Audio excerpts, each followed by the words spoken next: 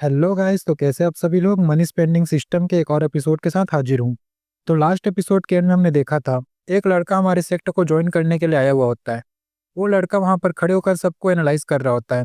पहले उसकी नज़र हमारी एल्डर बाई की ओर जाती है, जिसे देखकर वो बोलता है, यह आदमी तो मेरे को बहुत ज़्यादा बूढ़ा लग रहा है, शायद अब कल ही टपक जाएगा। उसके बाद उसकी नज़र हमारी लीडर की ओर जाती है और बोलता है, ये औरत मुझे बहुत खतरनाक लगती है, इससे तो मुझे बात करने में ही डर लग रहा है। उसके बाद उसकी नज़र हमारे मेन कैरेक्टर की ओर पड़ती है और बोलता है, ये ये लड़का तो मुझे बहुत बड़ा चोमू लग रहा है। क्या ये सच में कोई सेक्ट भी है या फिर मैं किसी पागल खाने में आ चुका हूँ?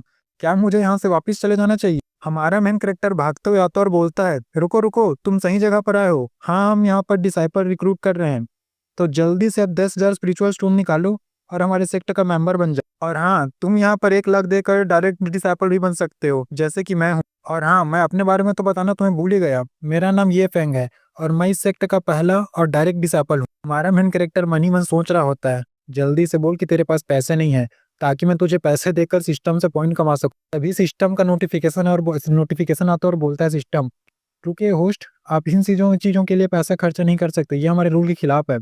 हमारा मेन कैरेक्टर अपने नाक में उंगली डालकर बोलता है, सिस्टम, लेकिन मुझे ऐसा लग रहा है कि ये जो लड़का आया हुआ है, वो मेरा बिछड़ा हुआ भाई है, जो कुंभ के मेले में बिछड़ गया था। सिस्टम बोलता है, लेकिन चलो ठीक है, आप जो बोल रहे हो वो हमको सही लग रहा है। हमारा मेन कैरेक्टर बोलता है, सिस्टम मेरे से पंगा लेगा, बातें बनाने में मेरे से ज़्यादा बेहतर कोई नहीं है। नया आया हुआ लड़का सोच रहा होता है, मैं जब इस माउंटेन की ओर आ रहा था तो मैंने सुना था कि यहाँ पर भर्ती के लेने के लिए ना ही कोई कल्टीवेशन चाहिए, ना ही कोई स्किल चाहिए।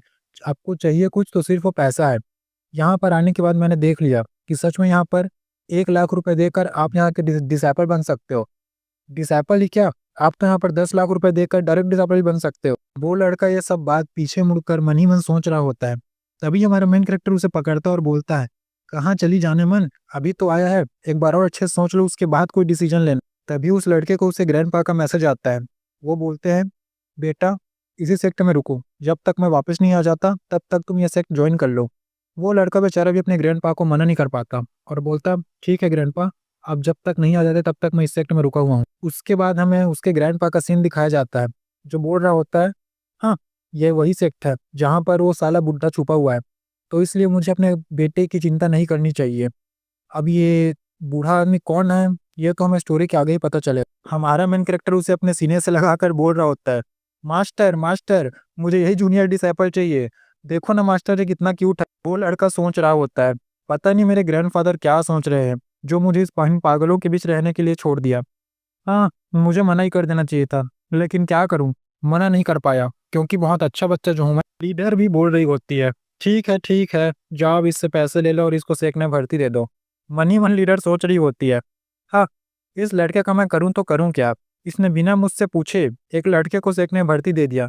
खैर इसमें गलती तो मेरी है, मेरी वजह से जो हो रहा है, मेरा ही मैंने ही उस लड़के को यहाँ पे भर्ती लिया है, तो फिर अब मैं क्या ही कर सकती हूँ। ये मेरे सेक्टर का डायरेक्ट डिसैपल है, तो ये जो भी करेगा उसमें मेरी ही गलती कहलाएगी। वो लड़का अपना स्पेस रिंग उतारते हुए हमारे लीडर को देता है और बोलता है, बीटीएस स्टाइल में बोलता है कि लीडर इसमें पूरे 10,000 स्पिरिचुअल स्टोन्स हैं, अगर आप चाहें तो चेक कर सकते हैं। लीडर हैरान होकर सोच रही होती है, क्या इसने भी पैसे दे दिए? क्या बाहर के दूसरे लोग सब पागल हो चुके हैं या फिर मेरे ही सेक्टर में ऐसा सब हो रहा है? लो, एक डिसाइपल कम था जो अब दूसरा भी आ गया। लीडर उस नए डिसाइपल से कहती है, पहले मैं तुम्हें कुछ बातें बता देती हूँ। तुमने जो 10,000 स्पिरिचुअल स्टोन दिए हैं, वो सिर्फ तुम्हारे इस सेक्टर में भर्ती होने का किराया है। हम तुम्हें ना ही यहाँ पर कोई भी मकान देंगे, ना ही कोई कल्टीवेशन रिसोर्सेज देंगे, ना ही कोई कल्टीवेशन मेथड सिखाएंगे।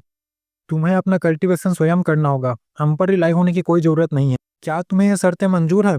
और इसके बाद भी क्या तुम हमारा सेक्टर ज्वाइन करना चाहोगे? वो लड़का हमारी सेक्ट लीडर से बोलता है, सेक्ट लीडर आप चिंता ना करें, मैं एक एल्केमिस्ट हूँ, मेरे ग्रैंडफादर ने मुझे सारे रिसोर्सेज पहले ही दे चुके हैं, तो मुझे आपके सेक्टर से कोई भी किसी प्रकार का रिसोर्सेज नहीं चाहिए। सेक्ट लीडर बेचारी वहीं पर खून की उल्टी करे गिर जाती है।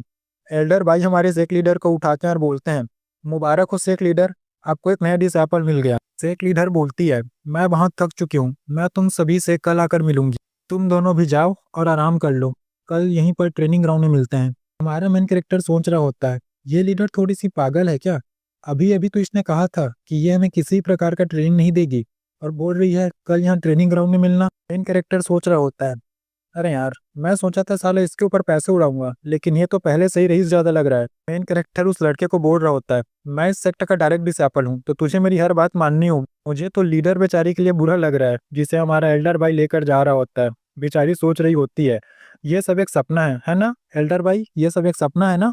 हमारे मेन कैरेक्टर की ओर दिखाया जाता है, जहाँ पर हमारा मेन कैरेक्टर उससे पूछ रहा होता है, अरे हाँ जूनियर ब्रदर, मैंने तुम्हारे नाम ही नहीं पूछा, क्या नाम है तुम्हारा।